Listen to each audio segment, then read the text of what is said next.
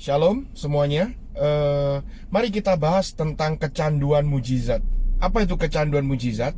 Satu fenomena hari-hari ini yang saya lihat dalam pelayanan, di dalam ibadah orang percaya, di mana kita suka sekali akan yang namanya mujizat. Sehingga saking sukanya banyak orang Kristen yang kecanduan akan mujizat. Jadi segala sesuatu di dalam ibadah mereka diukur dari berapa banyak berkat, berapa besar mujizat. Jadi seakan-akan kalau orang itu tidak mendapatkan mujizat, artinya imannya kurang, doanya kurang, kekudusannya kurang. Padahal kalau kita lihat, mujizat itu adalah sebuah anugerah yang tidak bisa diukur dengan perbuatan. Ada orang-orang tertentu yang baru bertobat dan mereka tidak melakukan apa-apa, belum melakukan apa-apa, dan mereka mengalami mujizat. Ada orang-orang lain yang sudah demikian lama mengikut Tuhan, memberikan yang terbaik dengan segala ketulusan, tapi seakan-akan mereka tidak alami mujizat.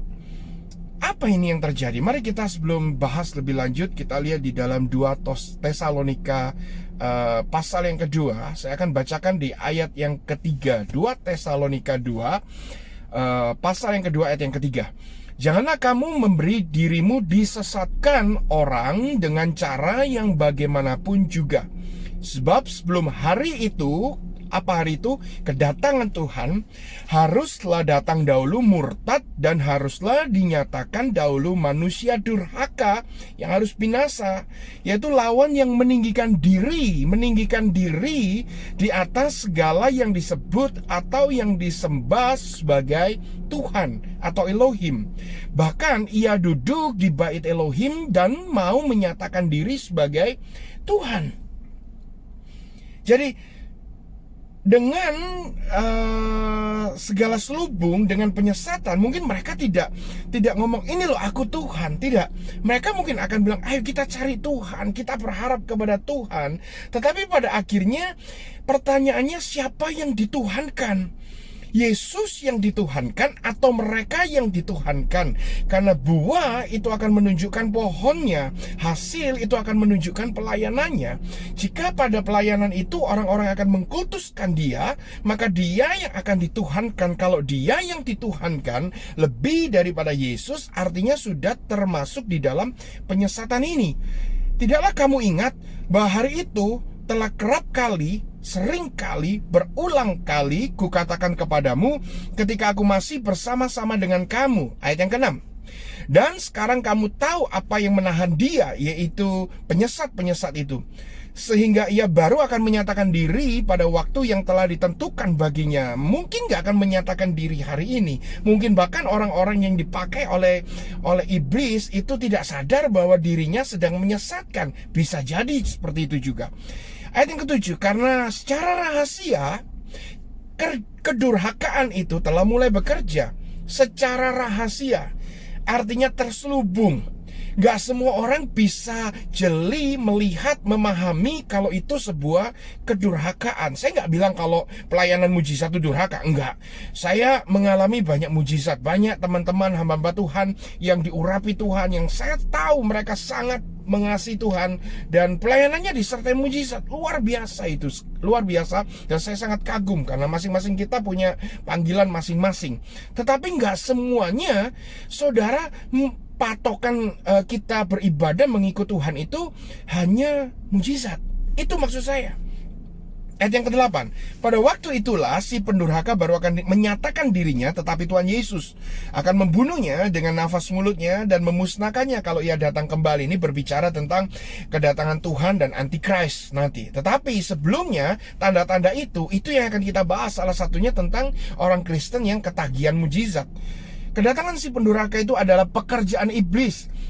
Perhatikan ayat yang ke-9, dan akan disertai rupa-rupa perbuatan ajaib, tanda-tanda, dan mujizat-mujizat palsu, dengan rupa-rupa tipu daya jahat terhadap orang-orang yang harus binasa, karena mereka tidak menerima dan mengasihi kebenaran dan dapat menyelamatkan mereka. Dan itulah sebabnya Elohim mendatangkan kesesatan atas mereka dan menyebabkan mereka percaya akan dusta. supaya dihukum semua orang yang tidak percaya akan kebenaran. Bukan tidak percaya akan mujizat, bukan tidak percaya akan tanda-tanda. Karena Thomas, dia menuntut tanda, dia menuntut bukti. Tuhan nggak penting dengan orang-orang yang selalu menuntut bukti. Tuhan nggak tertarik dengan orang-orang yang selalu menuntut mujizat. Tetapi Tuhan sangat tertarik dengan orang-orang yang percaya dan melakukan akan kebenaran. Untuk itu dikatakan kepada mereka yang tidak percayakan kebenaran dan yang suka kejahatan, mereka semua akan dihukum. Kalau saudara cuman mengukur kekristenan dari mujizat, saudara bisa tertipu dengan tukang sulap.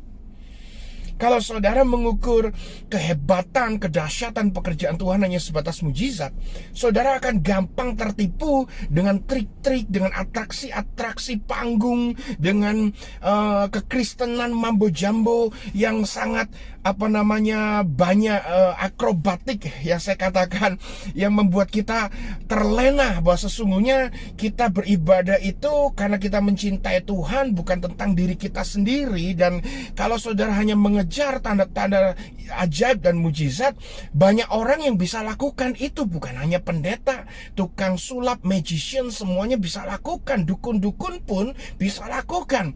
Dan banyak orang yang bisa melakukan mujizat, bahkan menurut saya lebih ngeri daripada pendeta-pendeta untuk melakukan mujizat. Saya belum melihat pendeta bisa terbang, tapi saya melihat tukang sulap bisa terbang. Saya belum sempat melihat pendeta masuk box terus dipotong-potong terus bisa terbelah dan nyambung lagi. Tapi saya melihat berulang kali sejak saya kecil sampai sekarang, tukang sulap bisa lakukan itu. Nah, kalau saudara cuman ingin melihat tanda-tanda ajaib, iblis sangat gemar untuk membuat penyesatan agar saudara mengejar apa yang bukan seharusnya saudara kejar. Begini, kalau saudara mengejar mujizat, kalau saudara sangat-sangat ketagihan akan berkat, mujizat, pemulihan, dan katakanlah apalah seterusnya itu, maka saudara akan mudah kecewa.